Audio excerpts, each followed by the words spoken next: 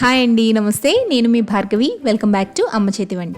ఈరోజు వీడియోలో ఒక మంచి స్వీట్ రెసిపీని చూపించబోతున్నాను. స్వీట్ బూందీ. ఈ బూందీని మనకి గుళ్ళల్లో ప్రసాదంగా పంచిపెడుతూ ఉంటారు. ఇంకా స్వీట్ షాప్స్ నుంచి కూడా మనం కొనుక్కొని తెచ్చుకుని తింటూ ఉంటాం కదా. చాలా టేస్టీగా జ్యూసీగా ఉంటుంది కదా. సో ఈ స్వీట్ బూందీని ఇంట్లోనే చాలా ఈజీగా తయారు చేసుకోవచ్చు. బూందీ లడ్డు అయినా కొంచెం అటు ఇటుగా వస్తుందేమో కానీ ఈ స్వీట్ బూందీ మాత్రం చాలా పర్ఫెక్ట్గా చాలా ఈజీగా తయారు చేసుకోవచ్చు. సరైన కొలతలతో కనుక ఈ స్వీట్ బూందీని తయారు చేసినట్లయితే మనకి స్వీట్ షాప్లో ఏ టెక్స్చర్ ఏ టేస్ట్ వస్తుందో అలాగే వస్తుందన్నమాట. చాలా బాగుంటుంది. సో ప్రాసెస్లోకి వెళ్ళిపోదామా. ఫస్ట్ ఒక మిక్సింగ్ బౌల్ తీసుకుని దానిపైన ఒక జల్లెడ పెట్టుకోండి. ఇందులోకి 1 కప్పు దాకా శనగపిండిని వేసుకుని బాగా జల్లించుకోండి. ఉండలు లేకుండా జల్లించుకున్న తర్వాత ఈ పిండిలోకి తగినన్ని నీళ్లు పోసుకుంటూ పల్లిచెట్టి బ్యాటర్లా కలుపుకోవాలి.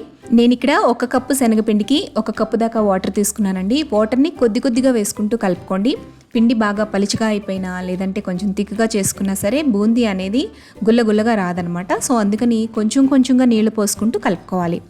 పిండి కన్సిస్టెన్సీ ఈ విధంగా ఉండాలి. అంటే మన దోశ పిండి కన్నా కూడా పలుచగా ఉండాలన్నమాట. నేను తీసుకున్న 1 కప్పుకి 1 టేబుల్ స్పూన్ దాకా వాటర్ మిగిలాయండి. దీన్ని పక్కన పెట్టేసుకుంటున్నాను.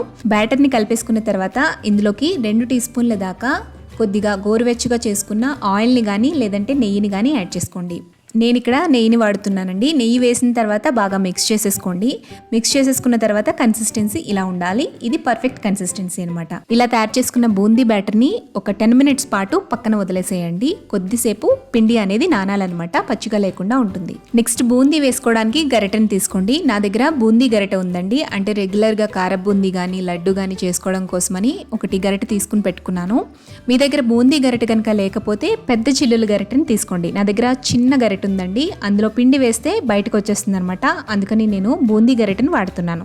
సో అందుకని మీ దగ్గర పెద్ద చిల్లుల గరిటె ఉంటే అదే తీసుకోండి. దాంతో అయినా సరే బూందీ చక్కగా వస్తుంది. నెక్స్ట్ స్టవ్ మీద ఒక దలసరిగా ఉండే కడాయిని పెట్టుకోవాలి. కొంచెం లోతు ఉండి ఆయిల్ని కొంచెం ఎక్కువ పట్టేటట్టుగా వేసుకోండి. అలాగే వెడల్పుగా ఉండేటట్టు చూసుకోండి. అందులో ఆయిల్ని వేసి ఆయిల్ని బాగా హీట్ అవ్వనివ్వండి. ఆయిల్ బాగా హీట్ అయిన తర్వాత మంటని హై ఫ్లేమ్లోనే ఉంచి బూందీ గరిటెని పెట్టి దాంట్లో అంచులమ్మటి నుంచి లోపలికి పిండిని వేస్తూ ఉండండి. పెద్ద గరిటె అయితే 1 గరిటెడు పిండి వేయండి. చిన్న గరిటెలు అయితే 2 గంటల దాకా వేయండి, సరిపోతుంది. మీరు బూందీ కనుక ఎక్కువ వేసేస్తే ఒకదాని మీద ఒకటి పడిపోయి అంటుకుపోయే ఛాన్స్ ఉంటుందన్నమాట. మనం బూందీ గరిటెని సెంటర్లో పెట్టి పిండి వేస్తూ ఉంటే బూందీ కిందకి జారి అది అంచులమ్మటికి మూవ్ అవుతూ ఉంటుందన్నమాట. సో మనకి ప్యాన్ అంతా కూడా స్ప్రెడ్ అయ్యేంత వరకు వేసుకుంటే సరిపోతుంది. అలా వేసేసిన తర్వాత ఈ గరిటెని రివర్స్లో పెట్టడం కానీ లేదంటే ఒకసారి వాష్ చేయడం కానీ చేయండి. అప్పుడు మళ్ళీ తిరిగి పిండి వేసేటప్పుడు మళ్ళీ బూందీ అనేది పూసలా రౌండ్ షేప్లో పడుతుంది, లేదంటే ఫ్లాట్గా పడిపోయే ఛాన్స్ ఉంటుందన్నమాట. సో బూందీని ఇలా వేసేసుకున్న తర్వాత మంటని హై ఫ్లేమ్లోనే ఉంచి జస్ట్ 1 or 2 మినిట్స్ పాటు ఫ్రై చేస్తూ ఉండండి, కదుపుతూ ఉండండి అలా వదిలేకుండా. మనం బూందీ బ్యాటర్ని పలుచగానే కలుపుకున్నాం కాబట్టి ఈ బూందీ వేగడానికి పెద్ద టైం ఏం పట్టదండి. జస్ట్ 1 నిమిషం తర్వాత మీరు బూందీని ఒకసారి నొక్కి చూసినట్లయితే అది క్రిస్పీగా తయారవుతుందనమాట. అప్పుడు వెంటనే వీటిని టిష్యూ ఉన్న ప్లేట్లోకి ట్రాన్స్ఫర్ చేసేసుకోండి. బూందీని మరీ ఎక్కువసేపు ఫ్రై చేసేయకూడదు. జస్ట్ క్రిస్పీగా అవ్వాలి, కలర్ చేంజ్ అవ్వకూడదు. అలా మనం బూందీని ఫ్రై చేసుకోవాలి. ఇలా ప్రతిసారి గరిటెని క్లీన్ చేసుకుంటూ బూందీని వేసుకోండి. హై ఫ్లేమ్లోనే బూందీని ఫ్రై చేసుకుంటూ పక్కకు తీసుకోండి. మీరు మంటని లో ఫ్లేమ్లో తగ్గించి తక్కువ మంట మీద కనుక ఫ్రై చేస్తే బూందీ అనేది గుల్లగా రాదండి, ఫ్లాట్గా వచ్చేస్తుంది. ఈ విషయం గుర్తుపెట్టుకోండి. ఇదే విధంగా బూందీ మొత్తాన్ని కూడా ఫ్రై చేసేసుకుని ఒక ప్లేట్లోకి తీసుకుని పెట్టుకోండి. నేను కొంచెం కలర్ఫుల్గా ఉండడం కోసం లాస్ట్లో మిగిలిన పిండిలో కొద్దిగా రెడ్ ఫుడ్ కలర్ అలాగే గ్రీన్ ఫుడ్ కలర్ని వేసి బూందీని వేసానండి. బూందీ అంతా ఫ్రై చేసేసుకున్న తర్వాత బూందీలో ఏవైనా సన్నగా పొడుగ్గా ఉన్నవి షేప్ అవుట్ అయినవి ఏమైనా ఉంటే వాటిని సపరేట్గా తీసేయండి. నెక్స్ట్ పాకం కోసం స్టవ్ మీద ఒక దలసరిగా ఉండే కడాయిని పెట్టుకుని అందులో 1 కప్పు పంచదారని వేసుకుని 3/4 కప్పు వాటర్ని వేసుకోండి. మనం శనగపిండి ఎంతైతే తీసుకుంటున్నామో ఈక్వల్ క్వాంటిటీలో పంచదారని కూడా తీసుకోవాలి.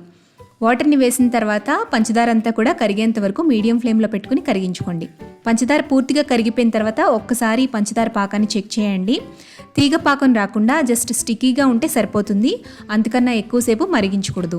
తీగ పాకం వచ్చిందంటే ఈ జ్యూస్ అనేది బూందీలోకి పీల్చదండి. అలాగే డ్రై అయిపోయిన తర్వాత పైన క్రిస్టలైజ్ అయిపోతుంది అనమాట. సో అలా కాకుండా ఉండాలి అంటే జస్ట్ ఇలా పాకం స్టిక్కీగా ఉన్నప్పుడే ఇందులోకి 1 టీ స్పూన్ దాకా నిమ్మరసం లేదంటే వెనిగర్ని యాడ్ చేసుకోండి. నిమ్మరసం వేసిన తర్వాత ఒకసారి కలుపుకుని మంటని లో ఫ్లేమ్లోకి అడ్జస్ట్ చేసుకుని మనం తయారు చేసుకున్న బూందీని ఇందులోకి ట్రాన్స్ఫర్ చేసేసుకోవాలి. బూందీ వేసిన తర్వాత 1 నిమిషం పాటు బాగా కదుపుతూ ఉండండి. తర్వాత ఇందులోకి 1 టీ స్పూన్ దాకా యాలకుల పొడి, అలాగే సన్నగా కట్ చేసి పెట్టుకున్న డ్రై ఫ్రూట్స్ని కూడా యాడ్ చేసేసుకోండి. వీటన్నిటిని కూడా బాగా మిక్స్ చేస్తూ ఉండండి. 1-2 నిమిషాల పాటు లో ఫ్లేమ్లో మిక్స్ చేస్తే సరిపోతుంది.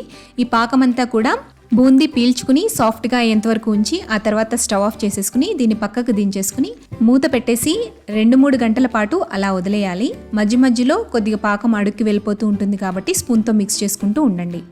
ఇలా ఒక 4 అవర్స్ పాటు వదిలేస్తే మనకి పాకమంతా కూడా బూందీ అబ్జర్వ్ చేసేసుకుని డ్రైగా తయారైపోతుంది అనమాట. అప్పుడు మనకి స్వీట్ షాప్ స్టైల్లో స్వీట్ బూందీ రెడీ అయిపోతుంది. గుడిలో పెట్టే ప్రసాదం ఫ్లేవర్ రావాలి అంటే ఇందులోకి చిటికెడంతా పచ్చ కర్పూరం వేసుకోవాలండి. తినే కర్పూరం బయట మనకి షాప్స్లో దొరుకుతుంది. అది వేసుకుంటే గుడిలో పెట్టే ప్రసాదం ఫ్లేవర్ వస్తుందన్నమాట. సో స్వీట్ బూందీ చేసుకోవడం చాలా చాలా ఈజీ కదండి. మీరు కూడా తప్పకుండా ఈ రెసిపీని ట్రై చేయండి. నేను చెప్పే కొలతల్ని అలాగే టిప్స్ని ఫాలో అవుతూ ట్రై చేయండి. పర్ఫెక్ట్గా స్వీట్ బూందీ చేయడం మీకు వచ్చేస్తుంది. మీరు ట్రై చేసిన తర్వాత మీకు ఎలా వచ్చింది అనేది నాకు కామెంట్ చేయడం మర్చిపోవద్దు. అలాగే ఈ వీడియో నచ్చితే లైక్ చేసి మీ ఫ్రెండ్స్తో రిలేటివ్స్తో షేర్ చేయండి. మరిన్ని టేస్టీ సింపుల్ క్విక్ రెసిపీస్ కోసం అమ్మ చేతి వంట ఛానల్ని సబ్స్క్రైబ్ చేసుకోండి.